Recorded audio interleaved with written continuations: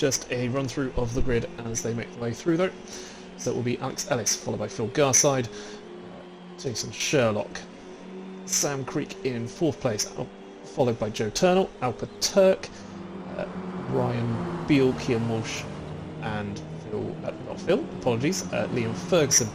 Then it'll be Scott Morgan, Jeremy Bounier, Josh Rousel, Kevin Keenan, who we did see have a great battle with Rousel or Roussel through the second race, sorry. God, I'm stumbling over my words too much today, I do apologise. And it's Dave German, Robin Walters, Dan Dryden, Ben Southwood, Martin Johnson, Aidan Raftery, and bringing up the rear, but by no means at the back, and out of it is Thibaut Debonia. This is... Interesting, Steve. The rain hasn't caused as much carnage as I was anticipating. No, I think it'd be interesting to see whether the... I think there has been probably some braking points missed slightly. I do think there's been a couple guys just going wide slightly through the bus stop, where it might be just catching them slightly off guard. But no, I completely agree. It hasn't been as... I don't want to say painful, but I will use the phrase painful as it could have been, shall we say. Oh, definitely. But again, just waiting for Alex Ellis doing the same thing again. Look, let's see, Jason Sherlock actually. I think it's him who's holding. No, it's not actually. It's Joe Turnell who's holding everyone up in 4th place and leaving this front three to disappear. Is this a smart move being made by Turnell? So he was waiting for as him and Sam Creek were putting themselves in position 3rd and 4th, 4th and 5th. Sorry. To see this top 3. The top 3 has now backed right off here. Yeah. I wonder if it's a decision made by Creek and Turnell, just to, both, the top those 3 of 4th, 5th, and 6th, all part of the Echo Motorsport group. I wonder if they've just purposely decided let's slow it down, let's make the top 3 lose some tyre temps and try and steal position off them when they get a chance. Have to be careful though. Have to get themselves up to the top. Get themselves into position and get ready to go for this final race of the evening. The man on screen though, Alex Ellis, starting from pole position. The results last week were they're okay. He had a 16th and 9th, and then he got 5th place in race 3 last time round, so it'd be good to see if he can manage something this time as well. Of course, we'll just have to wait and see what these guys can do.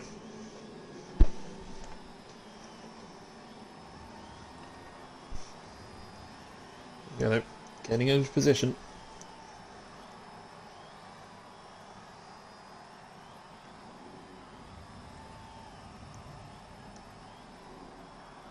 This time it looks like we've got the memo. I think again, pole's gone for the left-hand side of the grid, but I think everyone this time now knows where they're lining up. Where they're supposed to be. Yeah, there did look to be some confusion last time round, so do apologise for that and for the delay. But here we go, though.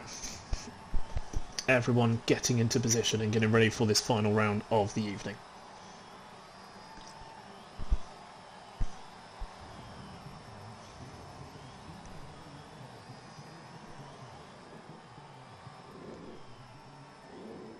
Yeah, they're getting ready to go then.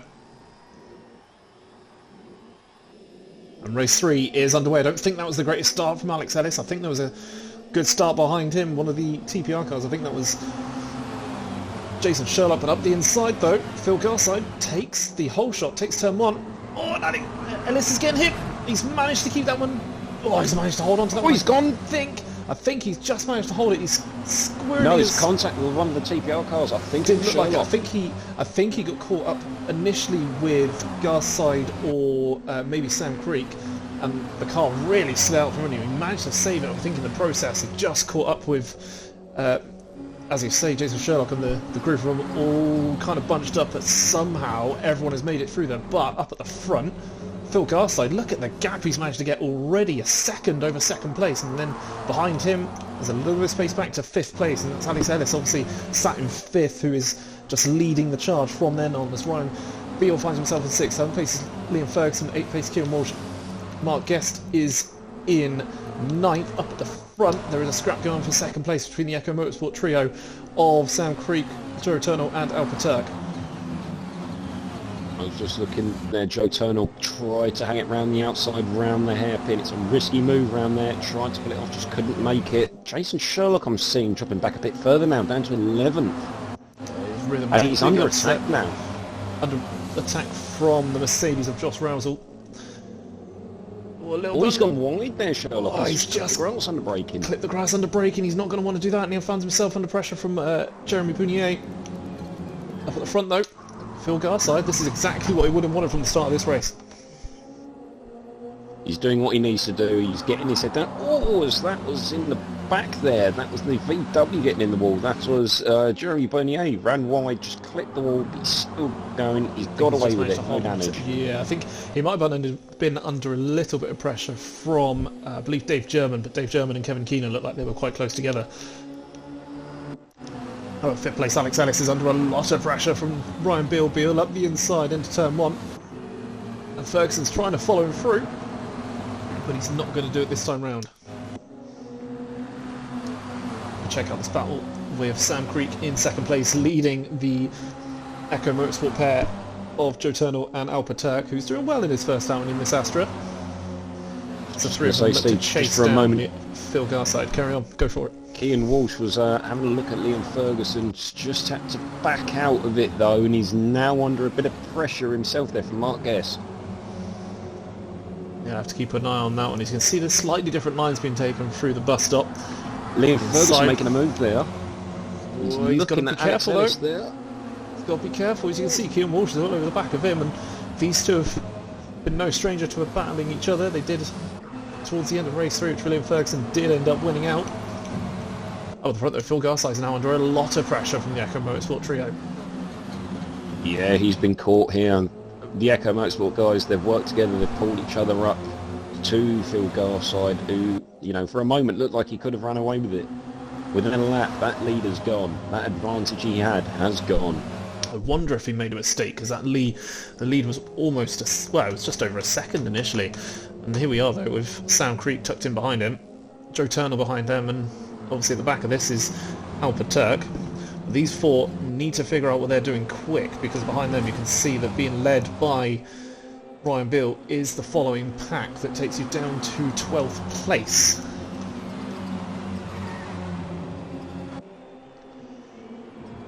Into the final corner we go, ready to start lap 4 of 11. Phil Garside, you can see, is he going to immediately swing to the inside? No, he had a little look initially, but I think it's too late. I think Sam Creek's got a good run on him.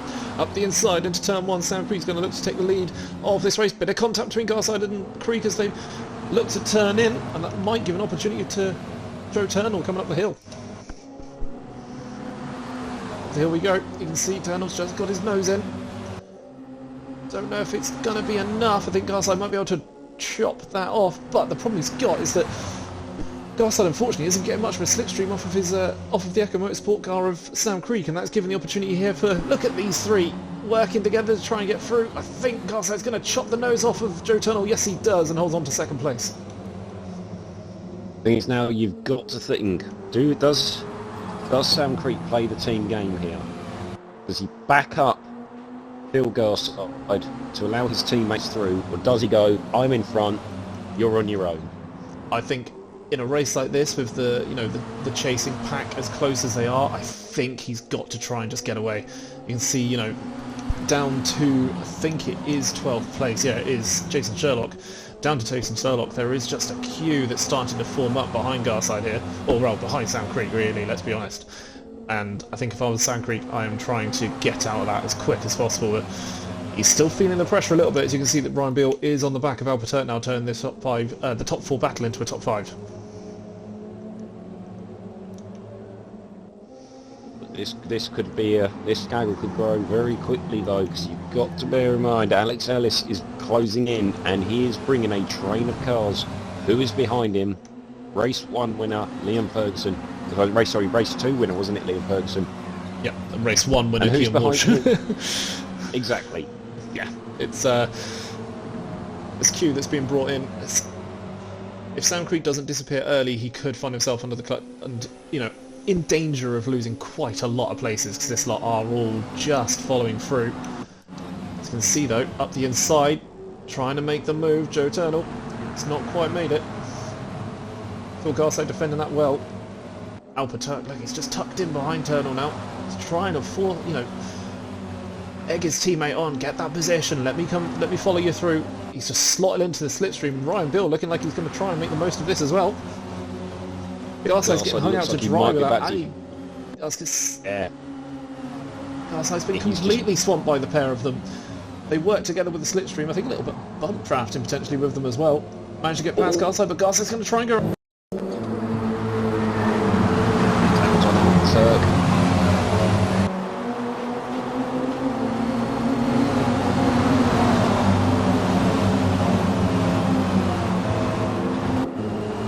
I think I've got silence on too.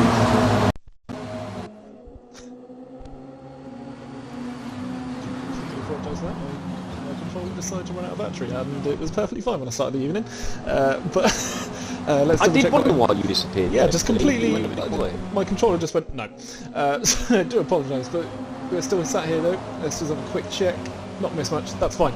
Ryan Bill tucked in 5th place behind Alper Turk, who's putting pressure on Phil Garside. Behind them though you can see Liam Ferguson has brought the rest of the pack with him. Alex Ellis has dropped down to 8th place now. Oh, there's an issue at the back there, 18th place. Thibaut Debomi did look like he had just dropped off. He went slightly wide into the right-hander and find himself now further back.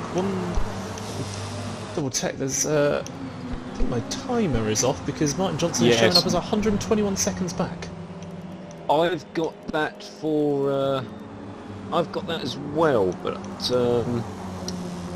for a different driver, Jeremy Bunier, I've got that for. Interesting, could be the ticker having a moment there. So. There we go. As they're going over the line, they are correcting themselves. Okay, I will... Yeah, there we go, that's all fixed, perfect, that's fine then. So yes, up at the front though, Sam Creek is now starting to get a little bit of a gap to Joe Turnell. Creek with a 0.7 gap, then behind him you can see Phil Garside under a lot of pressure from Alper Turk and Ryan Beale. Ryan Beale tucking in behind Turk, and they're trying to use Garside's slipstream to make a move, and I think Beale might be trying to do something on Turk here. Nope, just going to slot in. But you can see Ferguson and Walsh just tucking in now as well. These 6 are going to be battling out for 2nd place at this rate.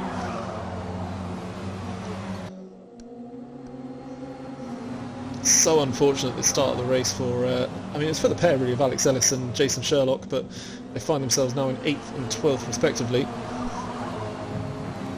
Sherlock just at the back of this queue, you can just see him in the background there, and then a little bit of a gap back to Robin Walters in the first of the Audis. Side by side though in this 2nd pack here, Dan Dryden alongside Jeremy Bunier. Oh, bit of contact there. Yeah, a little bit of attack there from Dave German as we switched over to that one, yep. Kevin Keenan's looking at this as well. Yeah, this little fight going on for what will eventually be 14th place. Bunier sat in 14th. Ferguson's looking up the inside of Beale. He is, yep. Is he going to manage to stay alongside and to the left hand? I think he might have to back out of that one. Yeah, he's just under slotting behind. Oh, behind him, a bit of a wiggle there for Kean Walsh. Oh, I thought he lost that for a second. Kept it going. I thought he was going to get the old sim twitch there and a snap. Yeah, I thought he was as well. He managed to keep holding that one up in front there. You can see, I think that was Alper Turk for a minute who showed himself into the wing mirrors of Phil Garside, but he's just tucked back in behind him. Joe Turnell, by the way, has just closed that gap down again on Sam Creek as a mistake there from Garside as he reminded him turn one, and that's allowed Alper Turk through to 3rd place. As we said, Steve, it's our picks for the win now, going for the win. It's almost like we had a good guess, but I don't want to jinx it because there are still 4 laps to go. But here we are though, Liam Ferguson just watching. It's now. Almost like we're better at doing this than we are actually racing. I mean, it's a low bar. Yeah. Come on now. You can see though, Liam Ferguson didn't have the greatest of runs through the bus stop chicane there, and that could give an opportunity for Kean Walsh to get involved. Behind them though, you can see that Mark Guest has overtaken his teammate in Alex Ellis and is now leading the charge from 8th place as that group of 5 have slightly separated from that group of 7. down, everyone's still running so far. There's no really large gaps other than that one between kind of 12th to 13th, isn't it? Yeah, that's the kind of main gap that's formed with Robin Walters just fallen off of the fight, and seems to have lost touch really with Jason Sherlock in 12th place, who I think for all intents and purposes hasn't had the greatest of performances this week round if you compare it to the heights of last week. It definitely does seem like this is just not a track that maybe suits the Ford either. We was obviously mentioning about Michael Desi, obviously with the Audis that were struggling. Mm-hmm. Just so Audi in this race. This is what we're going to see throughout the season, though. You're going to see tracks where some cars have just got that little bit extra. Some cars, obviously, thanks turn 10, going to be better suited to acceleration, speed, you know, and as best as we can do to balance them, always get those moments. It's going to be just slight strengths and weaknesses, absolutely. As speaking about Sherlock, it just looked like he was looking for a move there. Just backed out of it going into turn 1. Don't think he was quite far alongside enough. Although, towards the front, Steve, Albuquerque was looking all over the back there. I think if it wasn't his teammate right in front of him, I think Albuquerque would have probably made a move by now. But as you can see, Joe Turner is putting Sound Creek under a lot of pressure, so it's not a move that's ready to be made though. Phil Garside, as I say that, up the inside, Turner. The lead. No, it's just had to slot in again. Sound Creek looked like he got a good run on the exit. But this is another thing, Steve. Look, Phil Garside's right back on this train, as is Ryan Beale, as is Liam Ferguson. Just up at the back, you just caught the shot of him there. In 7th place is Cian Walsh, who is just watching this all unfold in front of him. We've got about 3.5 laps to go. The trio of Echo Motorsport in Creek, Turnell and Turk find themselves, you know, they could work together here, all being for the same stable. This is the thing, though, that they are, although you look at the fact that Creek is in a different team effectively to Turk and Turnell, they are under the same banner effectively. Yes, absolutely. So, team orders, will they come into play? Won't they? I think it's one of those, isn't it, where I wonder if Creek is also just trying to hold this lot up to give his own teammate a chance, because obviously at the back of this, Cian Walsh is sat in 7th. He's just watching it all unfold. Any inroads into going up through the positions, but Sound Creek at the front. Echo Motorsport 1, 2, 3 would be an ideal return for the team. It would be such a good result for them. Obviously, Albuquerque is at the his car swap, so he will be slightly never out of this. Say never, though, Steve. No, completely. He could have a good run through the season, and it'd be interesting to see how it develops. I think, you know, he runs that risk. You know, putting yourself 450 points off, well, just over 450 points off the lead, it's a bit of a mountain to climb. As you can see, though, Ryan Beale looked for a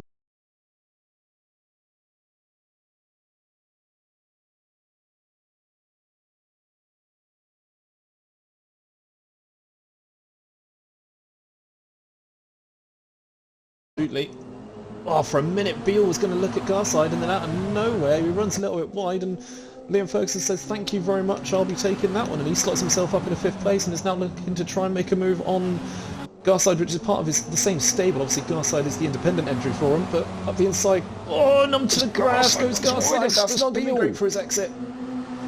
Beale also ran Cian Walsh looking to make a move on the pair of them.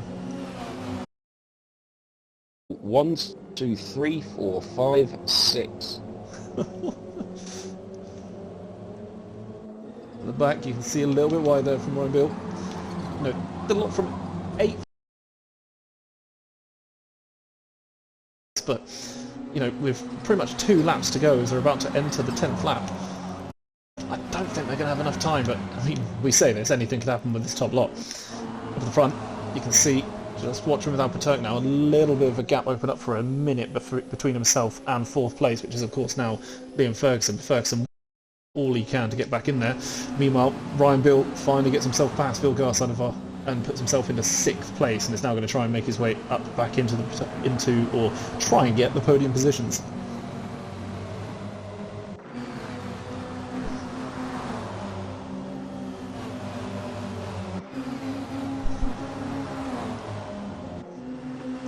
just no moves being made here for the lead currently.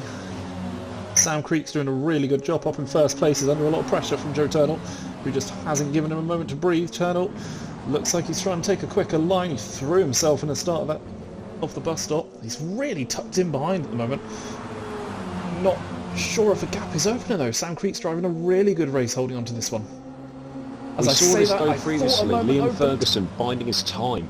Is this what Joe Turnell's doing? Is he biding his time? I think with his teammate right behind him, surely this is the moment to be trying something. I say that. Sam Creek goes a little bit wide into the right hand, but it's just not enough of a gap. Turnell hasn't made the move.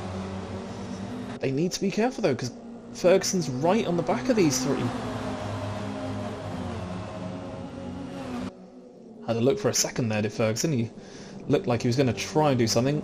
Kean Walsh behind him in 5th. Could be looking at an Echo Motorsport 1, 2, 3, 4 at this rate. It all depends on whether Kean Walsh can get past Ferguson. Looks like he's trying to line something up in the background, but I don't think the position's there. A little bit of touch on the grass there for Creek. Ferguson clipped the wall. He definitely clipped the wall. Did definitely upset his exit, and that's given Kean Walsh the up alongside him.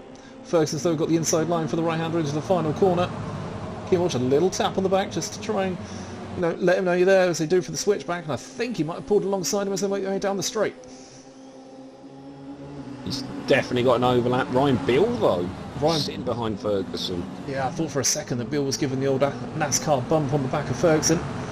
Or is these three close together now as they make their way through?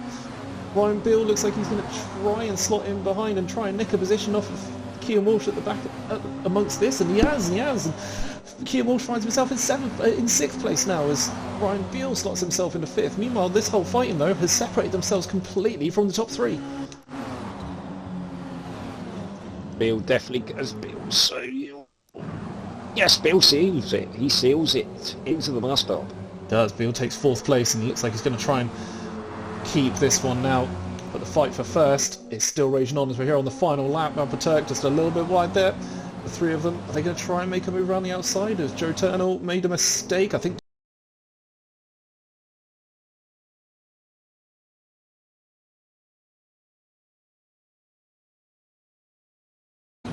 he was going to for a second look like he was having a look at Ryan Bill, but it wasn't to be had. Joe Turnell though, tucked in behind Sam Creek still. Alpaturk just waiting for something. Sam Creek's gone really defensive to the inside line. Turnell's looking like he's going to try and go around the outside. He's going to get the inside line for the left-hander if he can keep it. Alpaturk is just tucked in behind. He's still got a bit of an overlap into the braking zone. Is he going to be able to make the move? Creek snatches across and looks like he possibly made that one stick, and he's going to hold on to it. I think he has. Into the penultimate corner we go. Sam Creek. He's got one more to go before he gets his first win of the season. Sam Creek into the right-hander. Oh, he's gone a little bit wide and there's a little bit of an overlap for Turnell, but I don't think he's got enough. Has Alpaturk got any running? Has he got a run at the corner? I think that's that. That is the one. Over across the line we go. And that's Sam Creek taking the lead, taking the win for a 1-2-3 for Echo Motorsport. Ryan Beale does come home in 4th place. 5th place for Liam Ferguson. 6th for Kean Walsh. 7th for Phil Garside. Then it is Mark Guest, Alex Ellis. 10th place did in the end go to Jason Sherlock.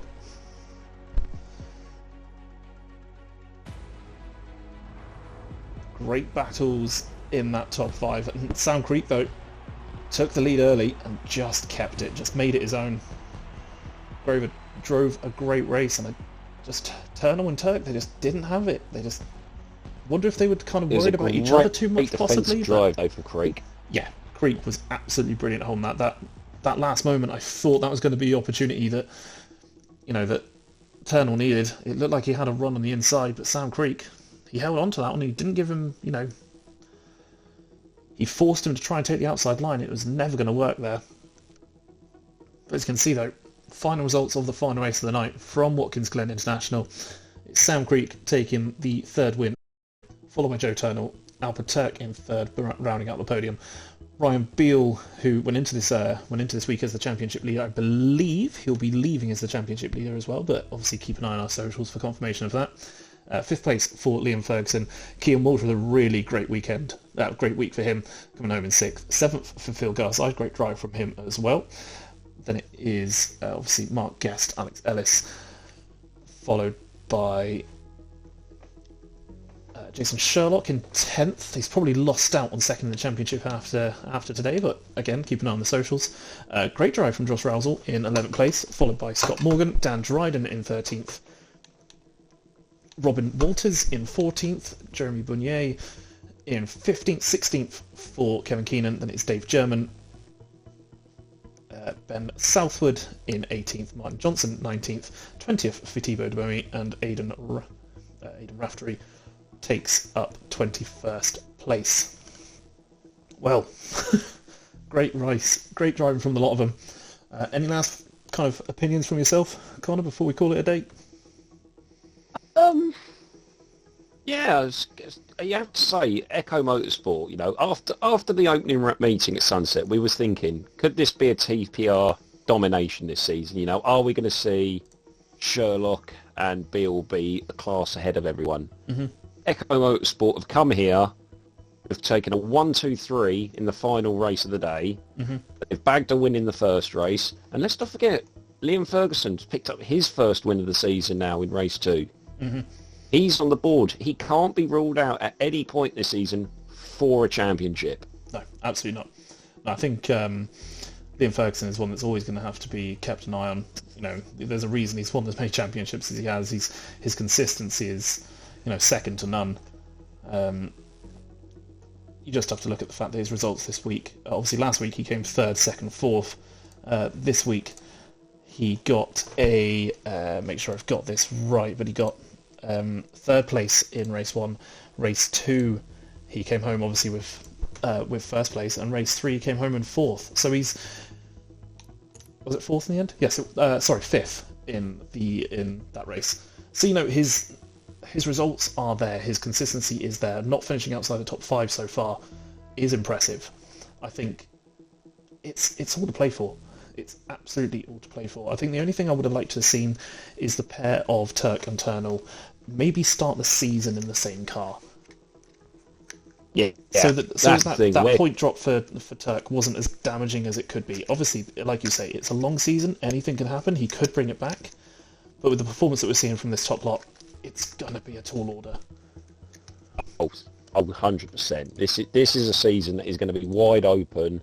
And I fully expect that when we get to Brands Hatch at the end of the season, going into the round 30, we are going to be seeing easily 4 or 5 drivers still in with a chance, I reckon.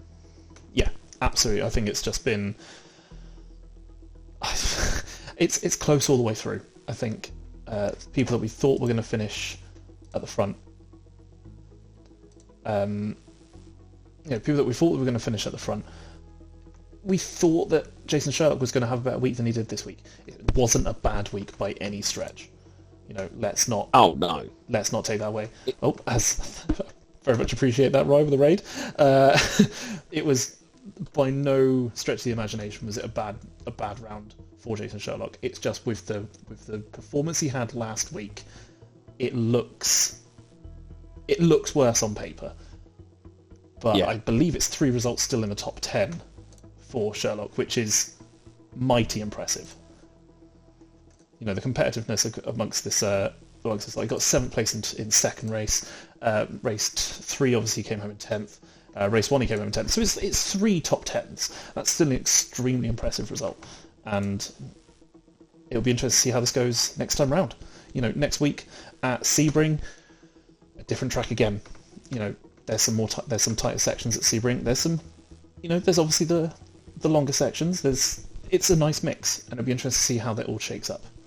I think one car I'm looking at specifically, I want to see how not only Josh Rousel actually in the Mercedes, but I want to see what happens next time round with Robin Walters and Michael Desi in the Audis as well.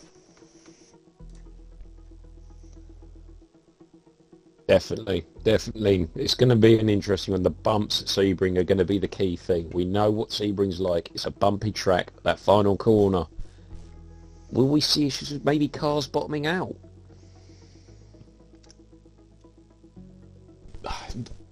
I think it'd just be interesting to see. I think the only way we can see this, though, we're going to have to wait until next week, and I hope that as many of you will join us next time around as well. Very much appreciate everyone who both turned up tonight for the racing and also checked in to watch as well. Hope you enjoyed it. And yeah, signing off until next week. I hope everyone had a good one. Yeah, see you next time round, and of course keep an eye on the socials to check in on the standings as we go. But thank you very much, everyone, and thank you, Connor, for joining me as well. See you again next week. We go back then.